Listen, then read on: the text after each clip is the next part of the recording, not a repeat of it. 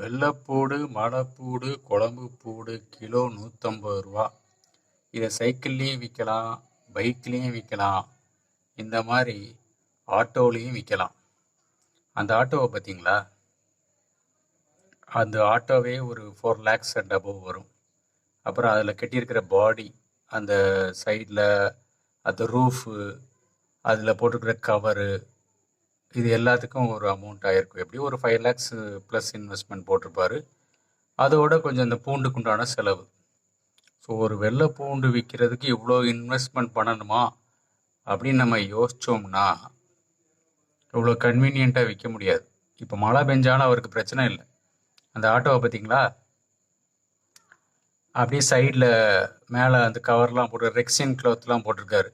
அதை அப்படியே இழுத்து மூடி விட்டாருன்னு வச்சுக்கோங்களேன், மழை பெஞ்சாலும் அவருக்கு எங்கே நின்னாலும் கவலை கிடையாது. மழை வெயில் இதை பற்றி அவருக்கு எந்த கவலையும் கிடையாது. அதை பற்றி கவலைப்படாமலே அதை விற்க முடியும். அண்ட் இன்னொரு விஷயம் என்னென்னா, நான் ஷூட் பண்ணுறதுக்குள்ளே அத்தனை கூட்டம் கலைஞ்சிருச்சு. ஒரு 4-5 பேர் இது பண்ணிகிட்டு இருந்தாங்க, வாங்கிட்டு இருந்தாங்க. அதுக்கு முன்னாடி இவர் வந்தார். ஸ்டார்டிங்கில் ஒரு 6 மாதத்துக்கு முன்னாடி இவர் வர ஆரம்பிச்சிட்டார். அதில் பார்த்தீங்கன்னா ஆட்கள்லாம் அவ்வளோ வந்து சும்மா அப்படி பார்ப்பாங்க, கேட்பாங்க. ரிப்பீட்டடாக வந்துக்கிட்டே இருந்தார். ரிப்பீட்டடாக இந்த ஆடு, இந்த மெகாஃபோன் மூலமாக சொல்லிக்கிட்டே இருந்தார். இப்போ அவருக்கு ஒரு கஸ்டமர் ஃபார்ம் ஆக ஆரம்பிச்சிட்டாங்க. ஸோ இதில் என்னென்னா கன்சிஸ்டன்சி, தொடர் முயற்சி ஒரு விஷயம். இன்னொன்று, இவ்வளோ இன்வெஸ்ட்மெண்ட் போடணுமா?